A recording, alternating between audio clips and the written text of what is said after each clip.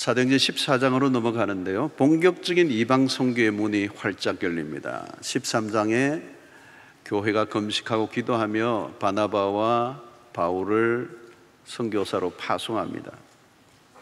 그리고 14장부터 이제 파송된 이 바울과 바나바의 선교의 사역이 시작이 돼요. 그러면서 이방 선교의 문이 활짝 열리게 됩니다. 바울은 1차, 2차, 3차의 선교 여행을 하게 되는데요, 사실 갈릴리에서 시작됐던 예수의 제자들로 인해서 그 전 세계로 퍼져나가는 그 출발점은 사도행전 2장이죠. 오순절에 마가의 다락방에 마셔서 12명의 제자가 120명으로, 그리고 그 120명에서 하루에 3,000명이, 그리고 5,000명이 예수 믿는 역사가 일어납니다. 이렇게 수적인 이렇게 성장이 일어나죠. 그런데 사도행전 1장 8절을 보면 땅끝까지 이르러 내 정인이 되리라. 땅끝. 그래서 지명이 나옵니다. 이 사도행전에는 지명이 많이 나오는데 바울이 복음을 들고 거쳐간 지역들입니다. 그래서 안디옥에서 시작하여서 복음은 서쪽을 향해서 계속 갑니다. 바울과 바나바는 구브로라고 하는 섬에서 북쪽의 본토 내륙으로 들어가서 이동해서 비시디아 안디옥의 도시들, 그리고 루스드라, 그리고 더베라는 지역에 교회를 세웁니다. 이방의 선교를 한다는 것, 오늘 이방 땅에 이 복음이 전거돼서 오늘 우리가 복음을 들었다는 것은 놀라운 것입니다. 13장 13절로 14절에 보면 바울과 및 동행하는 사람들이 바보에서 배 타고 밤빌리아에 있는 버가에 이르니 요한은 그들에게서 떠나 예루살렘으로 돌아가고 그들은 버가에서 더 나아가 비시디아 안디옥에 이르러 안식일에 해당에 들어가 앉으니라. 또 14장 6절로 7절에 그들이 알고 도망하여 루가오니아의 두 성 루스드라와 더베와 그 근방으로 가서 거기서 복음을 전하니라. 누가는 바울의 선교 일정을 짧게 소개하고 있을 뿐입니다. 그러나 매우 위험한 여정들이었습니다. 그럼에도 불구하고 바울과 일행들이 가는 곳마다 복음을 전했고, 복음을 전할 때 두 가지 반응이 나타납니다. 1절에 보니까 이 이고니온에서 두 사도가 함께 유대인의 회당에 들어가 말하니 유대와 헬라의 허다한 무리가 믿더라 그랬습니다. 말씀을 듣고 허다한 무리들이 믿음으로 반응했다는 거예요. 4절에 보니까 그 시내의 무리가 나뉘어 유대인을 따르는 자도 있고 두 사도를 따르는 자도 있는지라 그랬습니다. 둘로 쫙 나누어졌습니다. 복음이 전해질 때 둘로 갈라져요. 복음을 듣고 반응하는 사람이 있고 거부하는 사람들이 있었습니다. 어디를 가나 이런 현상이 일어나면 두 갈래로 나뉘어집니다. 복음을 받아들이는 사람들은요, 신기할 정도로 빨아당깁니다. 그러나 복음을 거부하는 사람들이 있습니다. 아예 안 들으려고 하는 사람들이 있어요. 뭐 듣고 나서 거부하는 게 아니고 듣기 전에 거부를 해요. 거부하는 정도가 아닙니다. 복음을 전하는 사람을 증오합니다. 오늘 2절에도 보면 그러나 순종하지 않은 유대인들이 이방인들의 마음을 선동하여 형제들에게 악감을 품게 한다. 악감을 품게 한다. 선동을 하고 악감을 품게 한다는 거예요. 그러니까 안 믿는 정도가 아니라 도끼를 품고 달려드는 거예요. 이 복음을 전하고자 할 때 이 복음에 거칠게 반응하는 사람들에 의해서 복음을 전하는 자들이 혹독한 고난을 받게 됩니다. 미워하는 정도가 아니라 경멸하고 증오심을 드러냅니다. 5절에 보니까 이방인과 유대인과 그 관리들이 두 사도를 모욕하며 돌로 치려고 달려드니 19절에 유대인들이 안디옥과 이고니온에서 와서 무리를 충동하니 그들이 돌로 바울을 쳐서 죽은 줄로 알고 시외로 끌어내치니라 그랬어요. 바울은 유대인들의 표적이 되었습니다. 유대인들 입장에서 보면 바울은 반역자였어요. 배반자죠. 그래서 유대인들이 사람들을 돈으로 매수하여 바울을 죽이려고 했습니다. 그래서 바울을 향하여 돌을 던졌는데 얼마나 던졌는지 돌무더기에 그냥 쌓여서 죽은 거예요. 죽었다고 생각하고 바깥에 성 밖으로 내쳐버렸습니다. 여러분, 복음을 전하는 일은 굉장히 위험한 일입니다. 그래서 바울은 고린도후서 11장 23절 27절에 복음을 전하면서 자신이 겪었던 이야기를 이렇게 풀어놓았어요. 그들이 그리스도의 일꾼이냐 정신없는 말을 하거니와 나는 더욱 그러하도다. 내가 수고를 넘치도록 하고 옥에 갇히기도 더 많이 하고 매도 수없이 맞고 여러 번 죽을 뻔하였으니 유대인들에게 40에 하나 감한 매를 5번 맞았으며 3번 태장으로 맞고 1번 돌로 맞고 3번 파선하고 일주야를 깊은 바다에서 지냈으며 여러 번 여행하면서 강의 위험과 강도의 위험과 동족의 위험과 이방인의 위험과 시내의 위험과 광야의 위험과 바다의 위험과 거짓 형제 중의 위험을 당하고 또 수고하며 애쓰고 여러 번 자지 못하고 줄이며 목마르고 여러 번 굶고 춥고 헐벗어노라. 여러분, 상상되십니까? 상상이 되십니까? 바울이 겪었던, 복음을 전하면서 그가 겪었던 이 위험들, 이 어려운 상황들, 여러 번 굶고 춥고 헐벗어노라. 온갖 위험을 다 지나갔어. 육신적으로도 그는 약했습니다. 지병을 갖고 있었습니다. 그래서 고산지대와 같은 곳에 가며 사역을 할 때는 더 힘들었어요. 여러분, 바울은 특별한 사람이 아닙니다. 바울은 평범한 사람입니다. 여러분, 어려움이 계속되면 지치죠. 낙담하고 좌절할 수 있습니다. 유혹이 밀려올 수 있죠. 그만두고 싶은 거죠. 여러분, 아무리 열정이 대단한 사람이라도 어느 지점에 가면 소멸됩니다. 그 열정이 고집으로 될 일이 아니고 신념으로 가능한 일이 아니에요. 근데 바울은 포기하지 않습니다. 그는 계속 복음을 전합니다. 오늘 3절에 보니까 두 사도가 오래 있어 주를 힘입어 담대히 말하니 주께서 그들의 손으로 표적과 기사를 행하게 하여 주사 자기 은혜의 말씀을 증언하시니, 죽을 고비를 넘기고 사선을 끊임없이 통과하면서도 바울의 기세는 꺾이지 않아요. 저항이 심할수록 그의 전투력은 더 빛이 납니다. 여러분, 우리는 여기서 질문을 하나 해야 돼요. 무엇이 그로 하여금 그에게 그 많은 시련과 핍박과 죽음의 위협 속에서도 굴하지 않을 수 있는가? 여러분, 그는 유대인 중에 유대인이었고 바리새인 중에 바리새인이었습니다. 예수를 믿는 사람들을 잡아가두고 죽이는 일에 앞장을 섰던 그가 어떻게 이렇게 돌변할 수가 있습니까? 바울의 이 열심과 헌신은 어디로부터 온 것입니까? 바울이 남다른 사람입니까? 그렇지 않습니다. 남다른 사람은 없습니다. 이렇게 죽을 고비를 수없이 당하면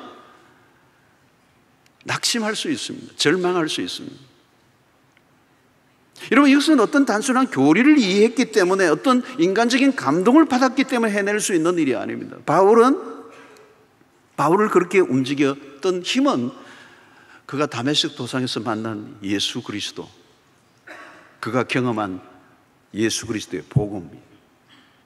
여러분, 지금 생명과 맞바꾸어도 후회하지 않을 만한 확신이 바울 안에 있는 거거든요. 그래서 바울과 바나바는 반대와 저항에도 후퇴하지 않습니다. 그게 초대교회 그리스도인들의 삶의 모습이었다는 거예요.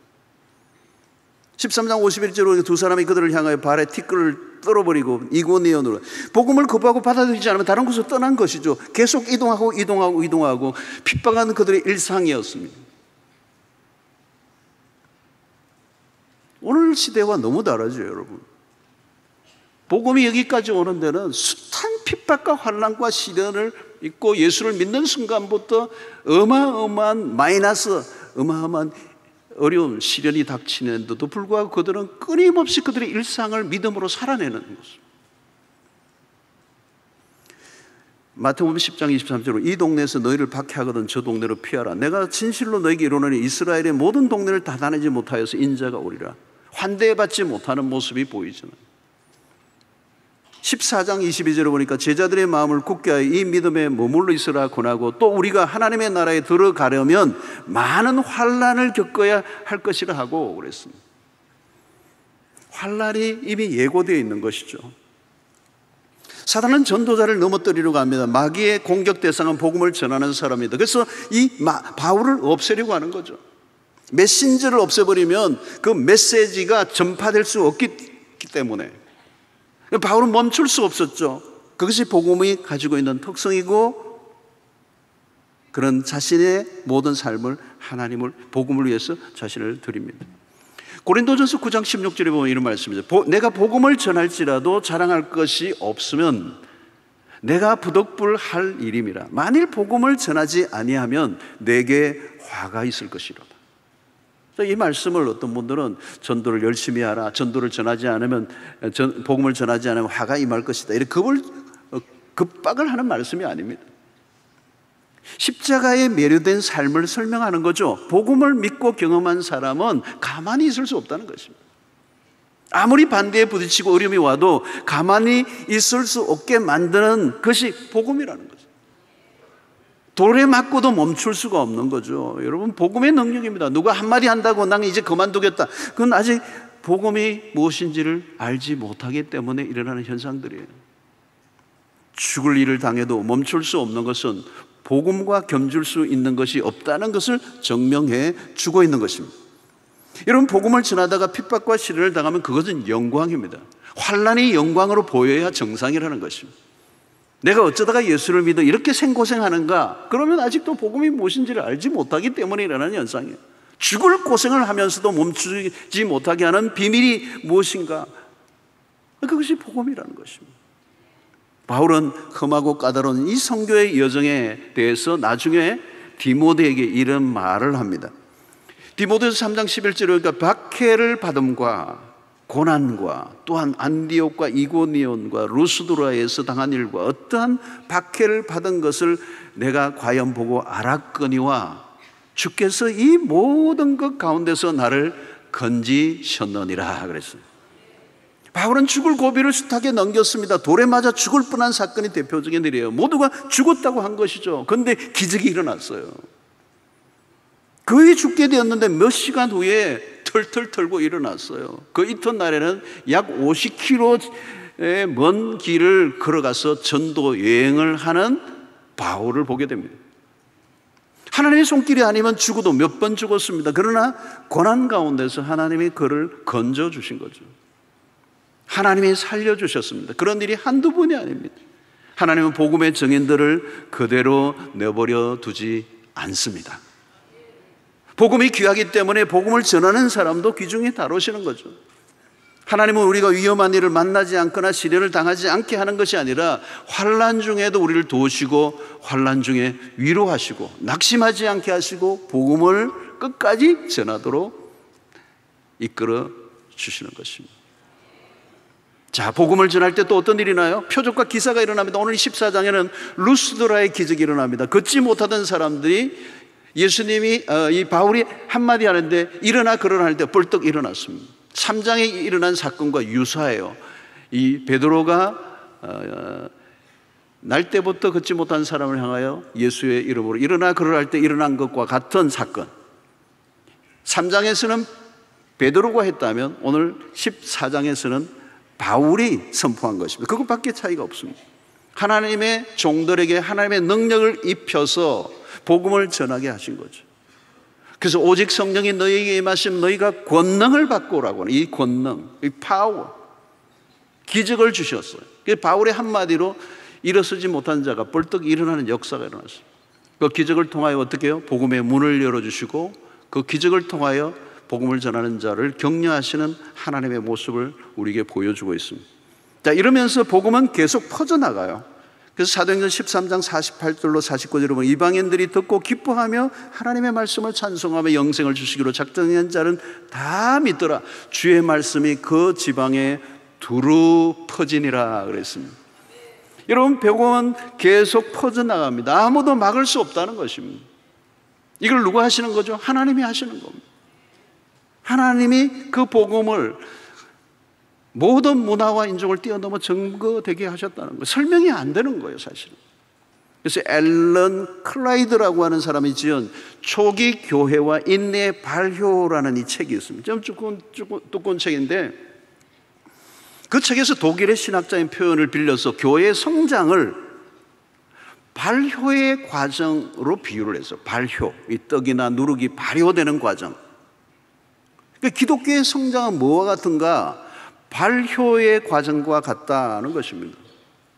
이 발효하는 이렇게 빵 같은데 이 발효가 될 때 말이죠. 이 발효는 사실 그 과정은 잘 안 보여요. 그걸 눈으로, 육안으로는 보이지가 않잖아요. 인간의 이해를 넘어선 방식으로 일어난다는 거죠. 이 발효라고 하는 것은 오묘하게 서로 합력하여 작용하는 미생물들의 신비하고 부글거리는 생명력이라는, 말이 좀 약간 띵하나요? 서로 연합하여 작용하는 미생물들의 신비하고 부글거리는 생명력. 눈으로는 볼 수 없지만 발효는 일어나고 있고 그것은 끓어오르고 있다. 그 발효는 누군가에 의해서 통제되지 않는다.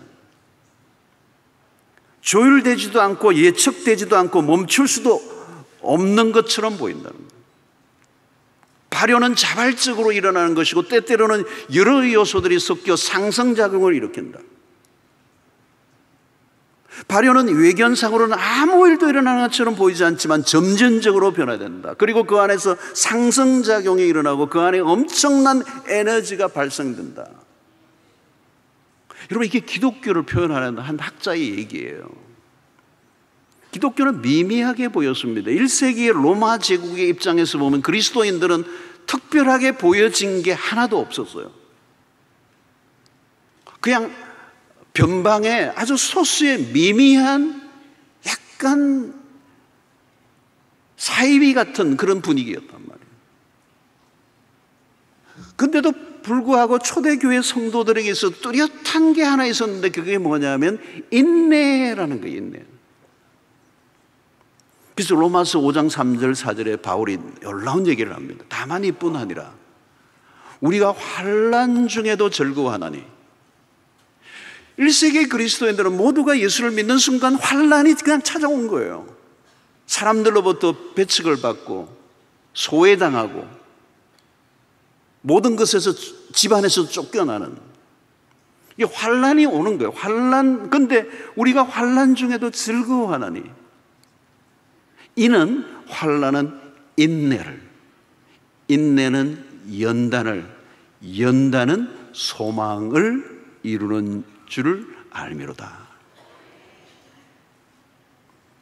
그리스도인들은 조급증을 멀리했다는 겁니다.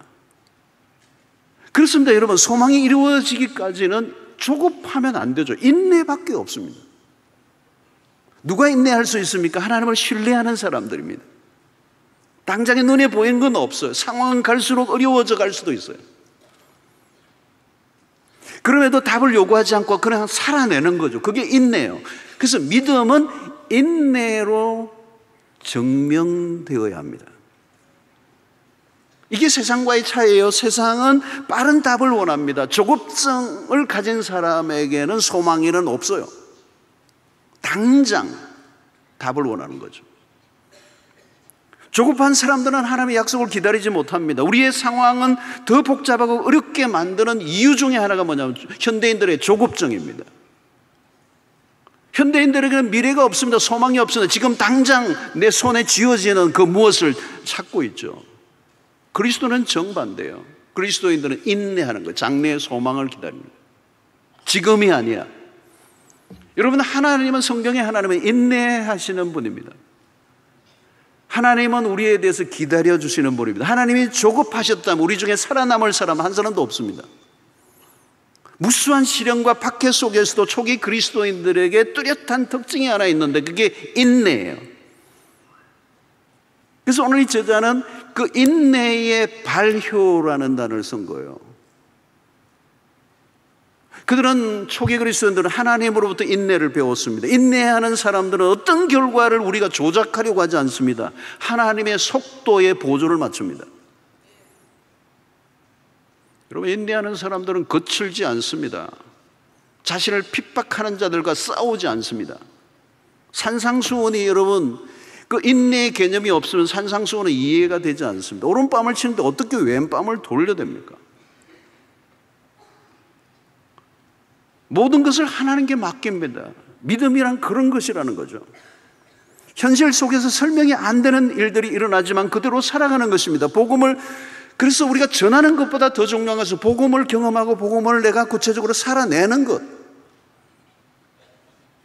그 살아내는 방식이 뭐냐? 그게 인내를 통하여. 인내는 누구 하느냐? 믿음을 가지고 있는 사람들이요, 소망을 가지고 있는 사람만이 인내가 가능한 것입니다. 특별히 우리가 복음을 전할 때도 마찬가지예요. 힘으로 하려고 하면 안 됩니다. 서구 기독교가 정복의 방식으로 선교한 면이 많습니다. 그 거대한 제국주의의 힘과 함께 선교가 같이 왔던 적이 많아요. 힘으로 이런 선교나 방식은 후유증을 앓게 되는 겁니다. 오늘날 이 후기 기독교 시대에 그 영향을 지금 받고 있는 거예요. 힘으로 한 거예요. 힘으로. 우리가 힘을 쌓고 힘으로 무엇인가 이루고 하는 것은 세상의 방식이고, 우리에게 그렇다면 인내는 필요하지 않습니다. 그런데 오늘 1세기 그리스도인들은 인내하는 삶을 통해 시련과 핍박 속에서도 인내하는 모습을 세상 사람들이 볼 때 처음에는 이해가 안 되는 모습이죠. 그런데 결국은 그 인내하는 모습이 이교도들에게 큰 메시지가 되었다는 거예요. 기독교는 안 될 것 같아 보였는데 오묘하게 점점 부풀어 올랐습니다. 미미하게 변화되는 것 같지만 나중에는 아무도 감당하지 못할 정도로 확장되었습니다. 그것은 오직 인내의 발효에 의해서였다, 이렇게 얘기해요. 순교자인 유스티누스는 그리스도인들의 이상한 인내가 이교도들을 신자로 만들었다, 이렇게 말합니다. 기독교의 성장, 교회의 성장은 인간이 만들어낼 수 없는 기이하고 신비한, 때로는 이상한 방식으로 이루어졌다는 겁니다.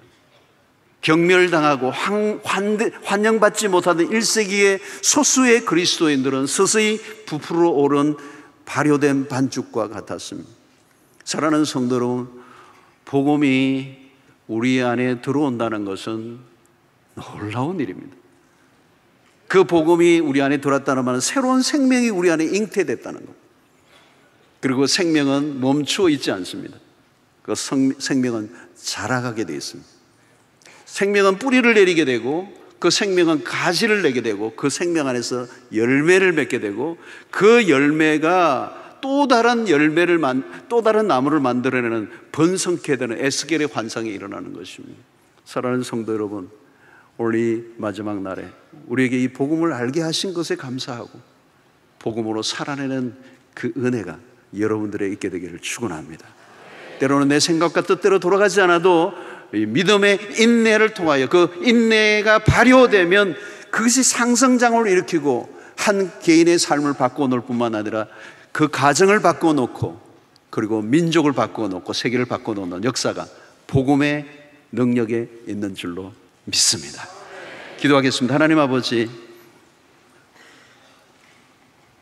1세기 그 미미했던, 마치 효소의 한 조각처럼 눈에 보이지 않는데 서서히 발효되어 그게 엄청나게 부풀러 오늘 그 복음이 오늘 우리에게까지 전달되고, 우리에게 주어졌던 그 복음이 또 점점 커져 생명력으로 발화되고 끌어올라 내 가정, 내 주변까지 복음화되게 하신 그 놀라우신 하나님의 은혜에 감격하고 감사하지 않을 수가 없습니다.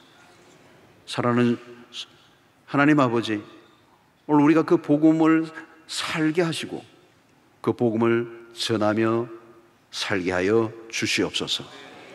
예수님 이름으로 기도하옵나이다. 아멘.